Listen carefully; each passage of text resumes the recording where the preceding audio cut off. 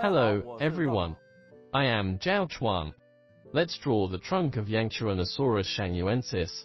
Yangchuanosaurus shangyouensis had a relatively special skeletal structure.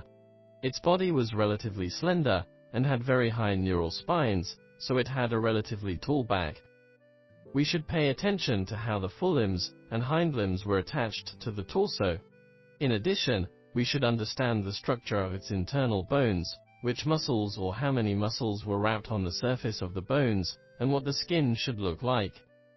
Now, let's draw the trunk of Yangchuanosaurus shangyouensis. First, we use a row of crooked dots to roughly show its vertebrae.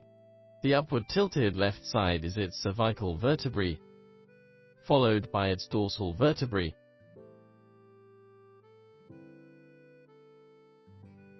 Then, we outline the shape of its pelvis with relatively light dots.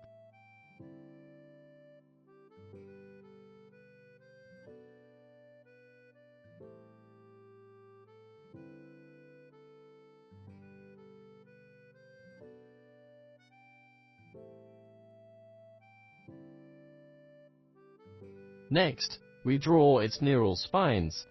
The neural spines on its back were very tall. Now, we draw backward and connect from the top of the pelvis. The neural spines on the pelvis were not very high.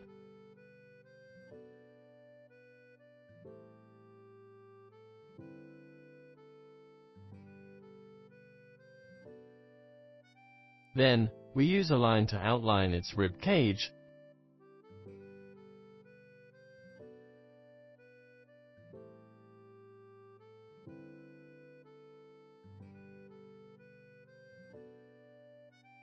And draw the muscles at the front of the pelvis with lighter lines.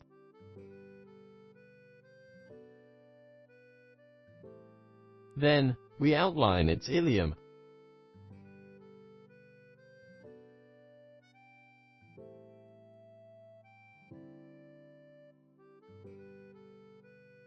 We can draw some folds on the underside of the ribs.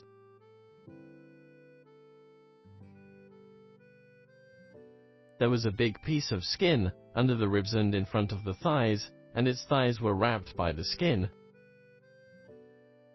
So, we will draw some folds here.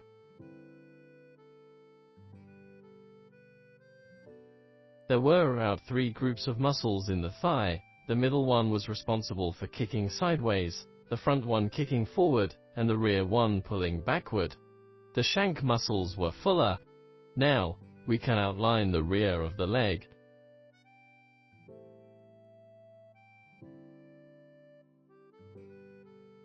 Then, we connect the neural spines to form the shape of its back.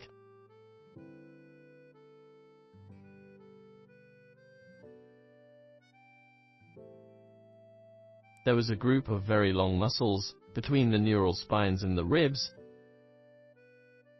and then the tail had thicker muscles here.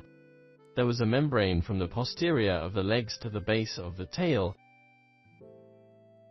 Then, we draw its shoulder, and use dotted lines to outline its shoulder blade. The base of the shoulder blade was the upper arm, and then the forearm. On its armpit, we can draw some wrinkles. Next, we outline its abdomen.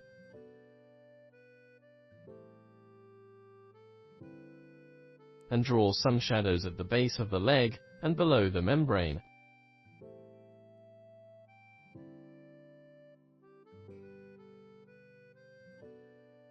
There was also a skin membrane on the front of the leg that connected to the skin. We can also draw some shadows.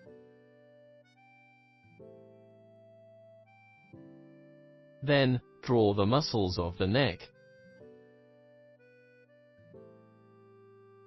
Next, we can draw some wrinkles on the torso. Wrinkles tend to appear on the more flexible parts, such as the base of the thighs and the tail.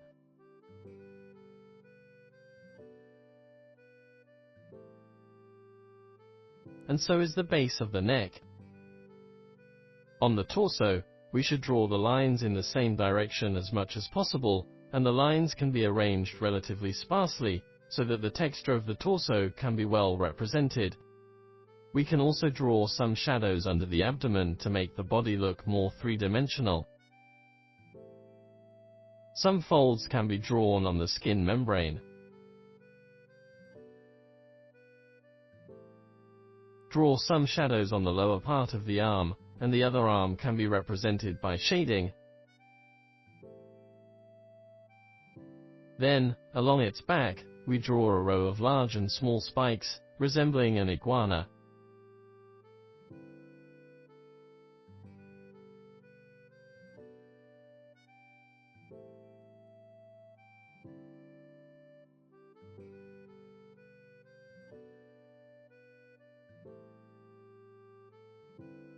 Good, like this, we've finished drawing the trunk of Yangchuanosaurus shangyouensis.